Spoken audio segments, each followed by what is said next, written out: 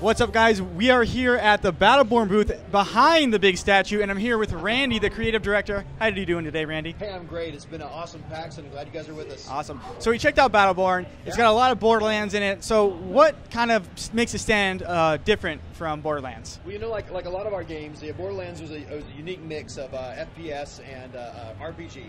And brought the loot, brought all the other great things in it. When we went back to Battleborn, we asked ourselves the same question, what can we mix together this time to make the game cool? So, it starts as a first-person shooter, and then we mix a lot of our favorite stuff.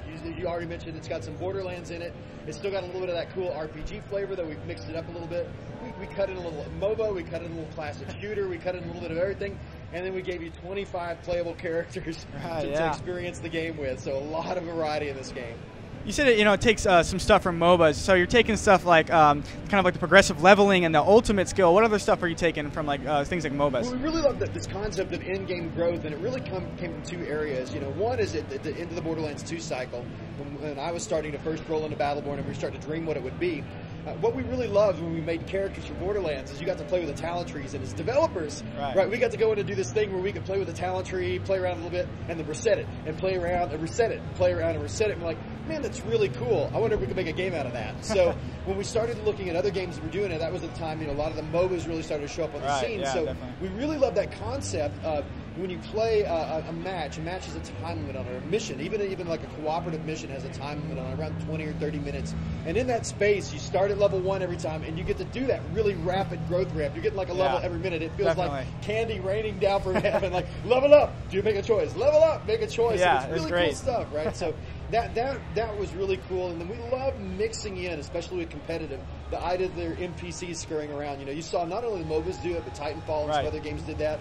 That was really cool, and it gives a way that you can really accentuate different ways the characters play and different ways you as a player can strategize in how to best maximize that growth in a level. Great, and we play like a cooperative, kind of linear level. Are most going to be like similar to that, like kind of guiding you through a certain level, or are we going to be more open? They're all a little bit different. We in our story missions. So the story kind of works like this, right? We definitely have a story of the game. It's the last star in the universe. All the other stars have been eaten by this malicious, evil group of beings, the Morelsi, and all of this stuff. The Battleborn are those heroes that are rising up to save that last star, right? So when you play through the story mission, it tells the story of how the Battleborn came together to do that. But every mission plays almost like a TV episode. It has a beginning, a middle, and end, right?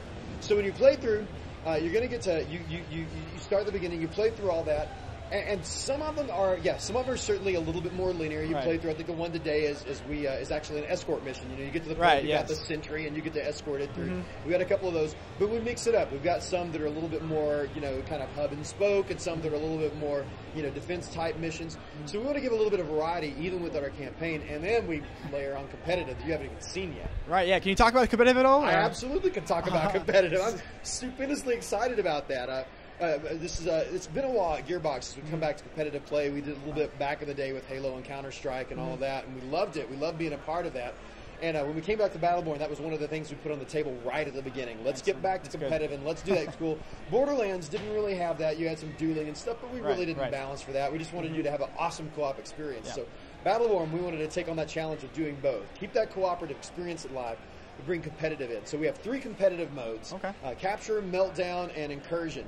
They give you slightly different flavors, different game links, actually more than slightly different, really different flavors of play in competitive with different maps and all of that.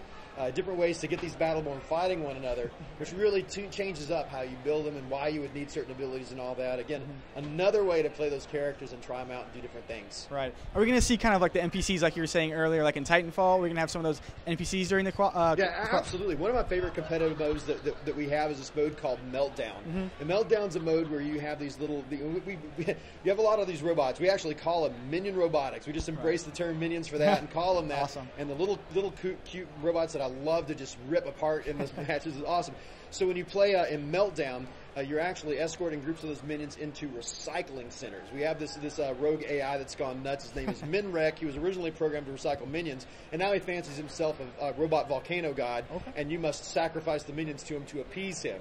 And the appeasement is score. So the first player first team to score to a certain amount gets that, but it mixes in all those great things about taking minions, moving, trying to destroy the other team's minions, and accumulating score and all of that. Right. And we play with those in the other two modes in different ways too. But yeah, we've mixed some of that together. together, and we want to be sure that, that's a real vibrant, fun part of it. Excellent. And then as far as the tone goes, are you guys kind of shooting for the sillier tone like Borderlands? Are you toning it down? It's really serious. It's very serious? No, I mean, no, I'm kidding. I mean, you played some of it today, and you certainly see, I mean, you just look at the Montana statue out there. The guy is like, he's got massive arms. Tiny. Yeah, it's great. You know, the missed leg day and all of that stuff, right? So, no, we actually started the game thinking, you know, it's the end of the universe. These are very dire, serious events. We need to be a little bit more somber with our science fiction. And then the natural gearbox kind of bubbled up into us. And before we're making dumb jokes and we're making just, it's crazy stuff. So while there are some high stakes in the game, there certainly is this great kind of irreverent humor and tone that just comes out, and it's similar to Borderlands, but a little bit different. You know, it has less, I think, pop culture in it and more just legitimate. We have an awesome writer, Aaron Lindy, who came on board for Battleborn. The guy has just been knocking out of the park. Excellent. A lot of dialogue, a lot of story here, and most of it is either funny, ironically, or just funny, ha-ha. Yeah. So. Great. So when can we play this game, like for sure, for real? So 2 answers on that. So retail release we announced is February 9th, 2016. So just in a few months, full retail release, all 25 characters, competitive, cooperative, all that good stuff and all that. What's really cool here at PAX, we just announced, coming up very soon, is our closed technical test. It's the first kind of beta-like thing that you can do. Players can sign up and register for right now. You can go to rsvp.battleborn.com. Sign up for the closed technical test and get in and get your hands on Battleborn, hopefully within a couple of months. Great. And that's any platform we can sign up for that? PC, PS4, and Xbox One. So all the platforms we're going to release on, we're supporting for the closed technical. It's a technical test. That's great. Check it all out. Awesome. All right. Well, thank you so much for your time, and thank you guys for watching. Tune in for more.